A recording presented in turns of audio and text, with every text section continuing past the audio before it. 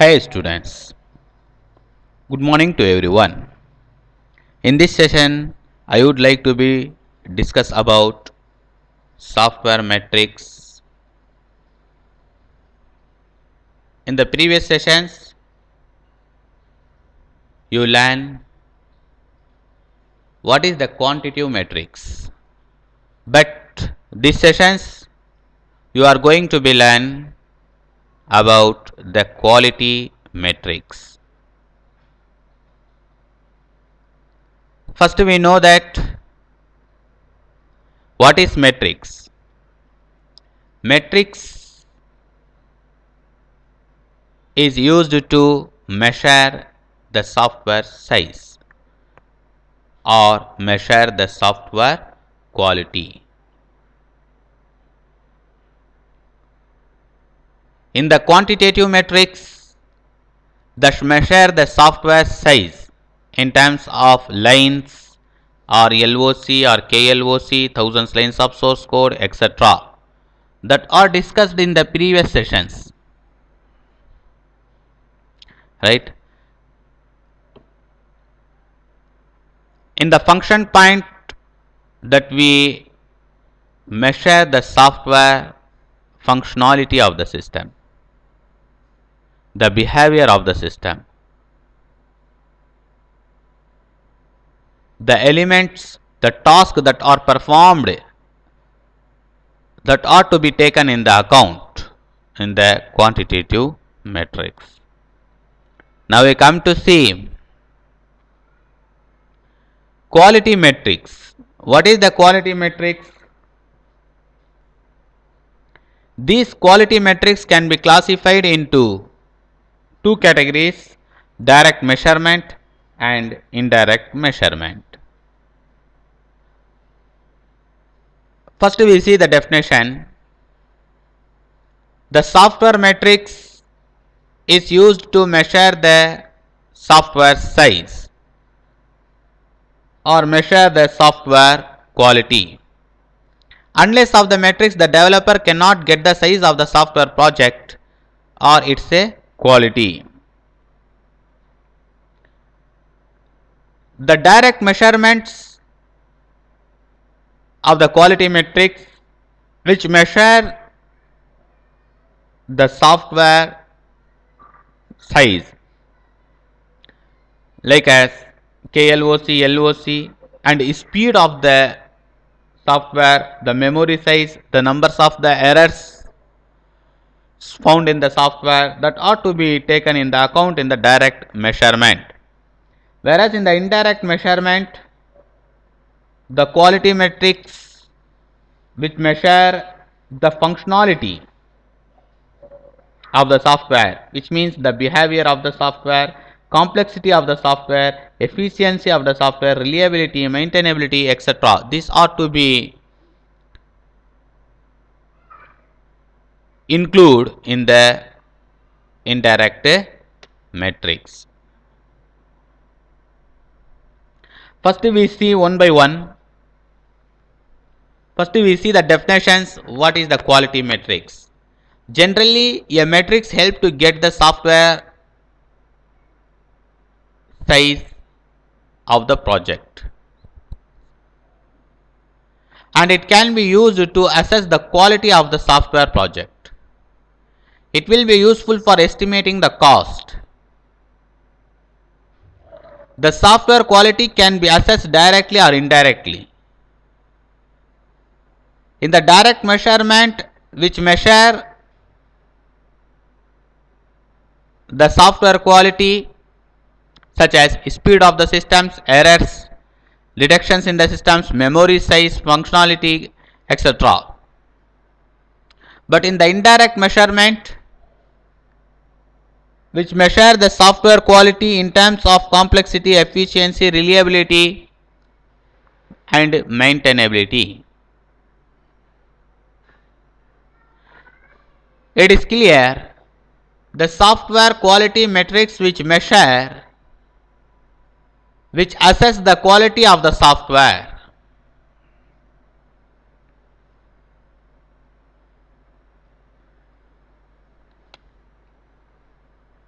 First we see the direct measurement. It includes numbers of errors found in the system. If few errors were detected than the expected errors, then the system has good quality. If too many errors were detected, including omission types of errors, then the system is poor quality. However, in the direct measurements, which is focused on to found the errors, if few errors were detected than the expected errors, then the system has good quality. If too many errors were detected than the expected errors, it means the system has a poor quality. These errors may be classified into different types, including omission types of errors, incorrect fact errors, ambiguous errors, or inconsistency errors, etc. That are to be discussed in the validation sessions. So there are the numbers of the errors. Major categories of errors can be classified into four types: omission types, incorrect fact, ambiguous, and inconsistency errors.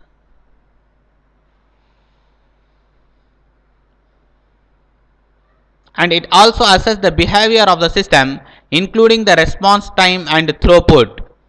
That is, the response time is expected time to complete the task under the specified circumstances, whereas in the throughput it counts the numbers of the operations performed in the unit amount of time. So it assesses the behavior of the system, how the functions, how it interact with the user, how it perform the task, how much time it will be taken to complete the task in a given amount of time or in a unit amount of time, how many tasks are performed, that are to be taken in the account in the direct measurement. And also include the numbers of the terminals and files supported simultaneously and numbers of files that the system has to be processed and their sizes. However, the numbers of terminals,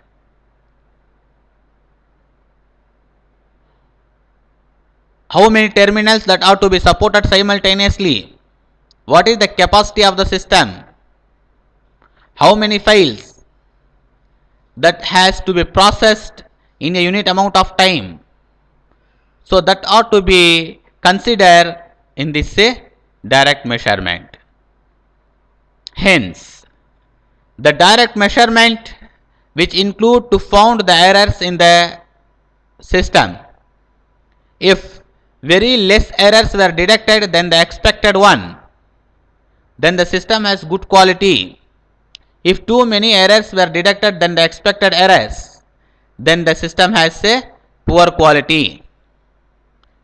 In the direct measurement, it also be assess the behavior of the system, including how many tasks are performed in a unit amount of time, as well as how many terminals, how many systems has to be supported simultaneously, and how many files is to be processed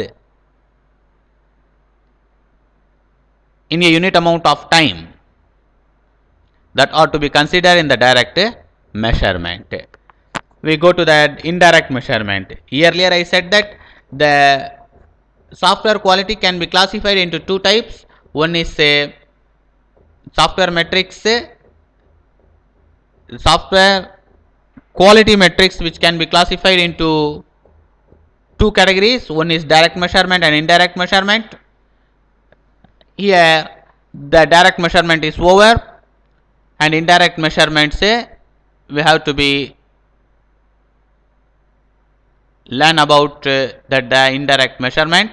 It is used to assess the quality of the system, including the functionality, efficiency, reliability, and maintainability.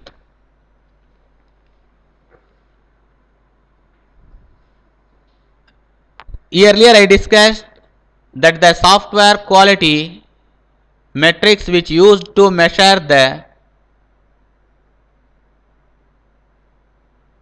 and assess the quality of the software. In the indirect measurement, some parameters that help to assess the software quality, including one is functionality, right? So here 5 parameters are there: functionality, efficiency, reliability, maintainability, etc. So there is an 4 parameters. So the first one is an functionality. It captures the system behavior, how it interact with the user and how it achieving the goal or meet the requirement. So here in the functionality, it defined as the system behavior, how it interact with the user and how it achieving the goal or how the user is satisfied with the system. So in the functionality of the systems that ought to be considered in this phase. The system behavior and how it interact with the user and how it meet the requirement that ought to be included in this functionality of the system. We go to the efficiency. What is the efficiency? It is one of the parameter to test whether the program, whether the software is meet the requirement or not. If it is not, if it is the user is not satisfied with the system, it means the functions, the program, the software is not meet the user requirement. It is not fulfill the demand of the user. Efficiency is a parameter that helps to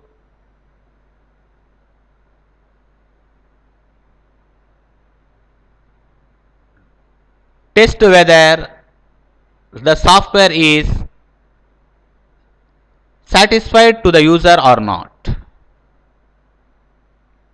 Right? We go to the next point, software reliability.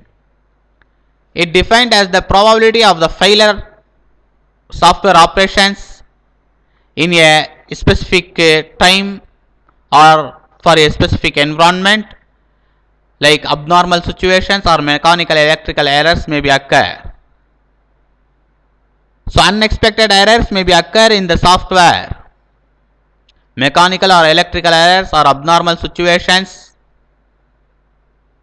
or the probability of the failure in a specific time that are considered in this software reliability. So indirect measurements which can be classified into 4 categories: functionality, efficiency, software reliability. In the functionality phase, the developer is considered whether how the software is behave with the user. In the efficiency, check whether the software is satisfied to the user or not. In the software reliability,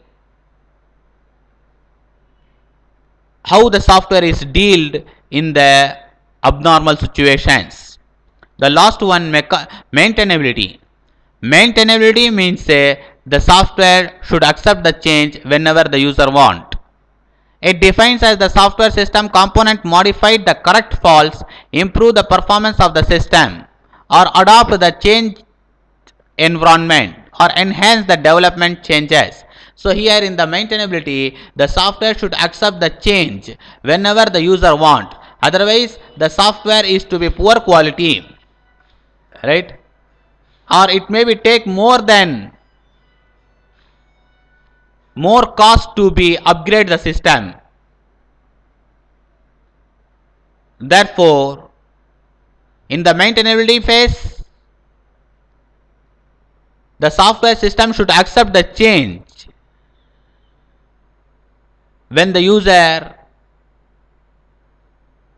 requests to the system, right? Once again we recall it. We remember about the software metrics. It used to measure or assess the software quality. The quality metrics can be classified into two categories: direct measurement and indirect measurement. In the direct measurement, the developer has to be assess the numbers of the errors or the behavior of the systems, how it interact with the users, what is the performance of the system, how many tasks it performed in a unit amount of time, how many files that it to be processed in a unit amount of time, how many systems that can be supported simultaneously,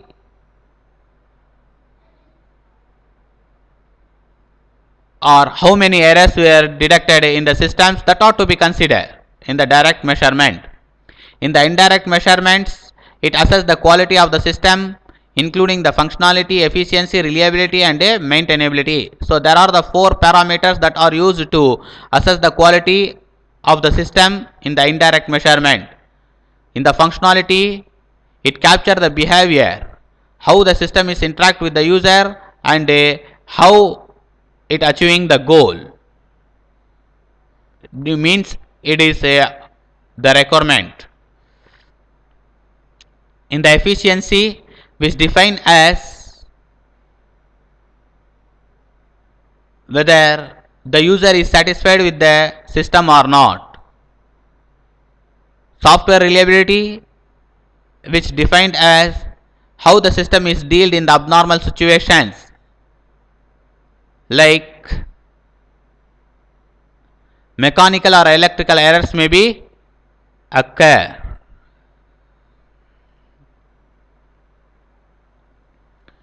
Last point, which is maintainability, which defined as the system should accept the change whenever user requests to the system. Alright. With this topic, the quality metrics is over. We will be meet in the next session with a new topic. Thank you.